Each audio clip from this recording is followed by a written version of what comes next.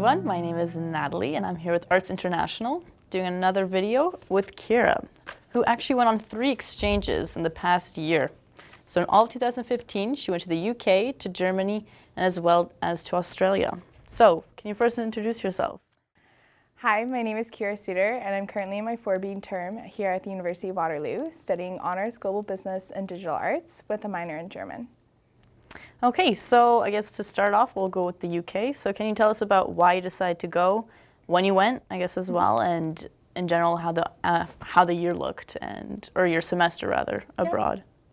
So I decided to go to the University College London, also known as UCL, in the heart of London, England. I decided to go there because it's a very reputable university and I wanted something that was as challenging as University of Waterloo, and the courses lined up perfectly with what I could take during my 3B term. They also speak English, so that was fairly easy, and I love the UK and everything that British culture has to offer, as well as it being a multicultural city. It was something that would be different, fun, and exciting, and I could learn about tons of different things. What kind of accommodation did you stay in? Was it a residence or was it off campus? And can you tell us maybe about how much you paid for it, as well as the cost of living associated with that? So I actually stayed on campus at Francis Gardner House, which is about a 15-minute walk from the heart of where all my courses were at UCL. It's accommodation, so you had your full kitchen, and I had about 4 flatmates from the UK as well, from various locations within Europe, and one from Argentina as well. So that was really interesting, getting to learn different cultures and things along those lines. So the cost was about 261 quid or pounds per week. So that's roughly about, you just double it, so about $500 per week. So it is quite expensive, but you are in the heart of the city. You basically can walk anywhere, so to the British Museum, anywhere that's around you. You don't have to take the tube, so you save money on transportation costs. Cost of living in London is a lot more expensive due to the fact that rent is so expensive. Everything obviously has to be upped in order to accommodate that rent. So it is quite expensive, but you get to enjoy London and everything that the city has to offer. Okay. Well, can you now tell us about your courses? How many you took, maybe what days they were on, just did you have longer weekends and stuff like that? Okay. At UCL, I took 4 courses, so they're mainly focused around science, technology, and practice, also business courses like online business and things along those lines.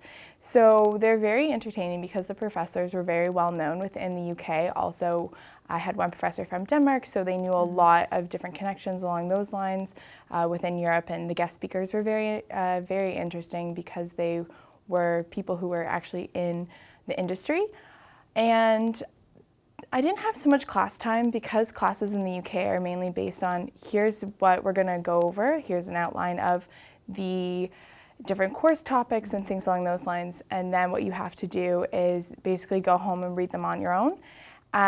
So I basically didn't have that many hours at school compared to here at the University of Waterloo, but I would say that you have a lot more homework to do, and most people do their homework on the weekends. They don't do it so much throughout the week, which was very different, but that's pretty much what I did.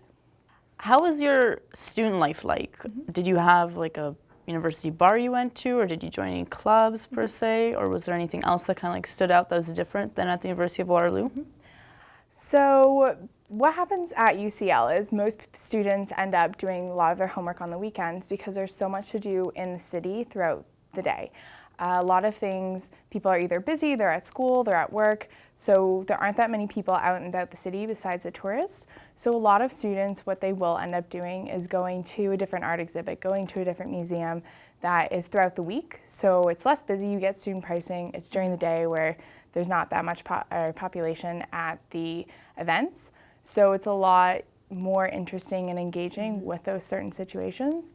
And for nightlife in London, it's definitely live and about, especially at the bars. It's the UK, everyone is very into drinking. So, and that's how you get to meet people. A lot of people will just go there, even do their work at the local bar. So it's kind of like Bomber in a sense, where people will just be at the bar doing their studies, reading, starting to do an assignment while getting a bite to eat between classes.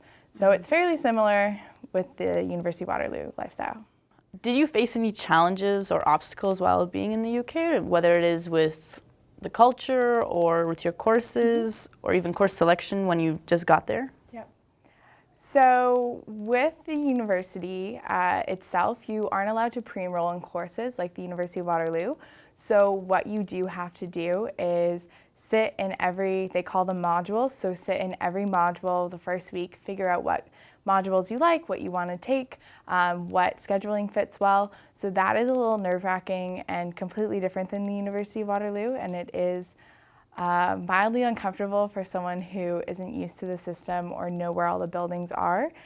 I would say also the UK doesn't hold your hand so much as it does here in Canada, so they're not going to remind you that there's an assignment due this week or there's a particular reading that you should really focus on.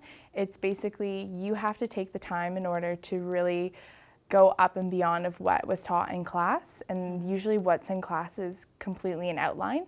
Everything else is really pretty much the same in the terms of trying to find classes, scheduling it, those types, just because there isn't that much class compared to the University of Waterloo, that you don't really have a scheduling issue.